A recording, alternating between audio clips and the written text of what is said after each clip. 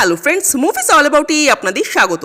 জি5-এ আসতে চলেছে লালবাজার পার্ট 2, যার একটা টিজার ড্রপ করা হয়েছে। প্রথমেই দেখতে পাচ্ছি এক ক্রিমিনাল ফুল স্পিডে তার গাড়ি ভাগাচ্ছে, পেছনে পুলিশের গাড়ি তাকে চেস করছে, কিন্তু কিছুতেই ধরতে পারছে না। হঠাৎই সামনে থেকে এসে দাঁড়ালো আর একটা পুলিশের গাড়ি, সেখান থেকে নামলো পুলিশ ইন্সপেক্টর অনির্বাণ ভট্টাচার্য। এবার ব্যাপারটা হলো, অনির্বাণ যেভাবে নামলো, যেভাবে স্লো মোশনে হেঁটে আসলো, পিস্তলটা তুললো, পিস্তল থেকে গুলিটাও বেরোলো স্লো মোশনে, পুরো মনে হচ্ছিল রোহিত শেট্টির মুভি দেখছি। মানে অনির্বাণকে এখানে মাস হিরো হিসেবে প্রেজেন্ট করার চেষ্টা করা হয়েছে এবং সেই জিনিসটা কিন্তু হেভি লাগছে ব্যাপারটা।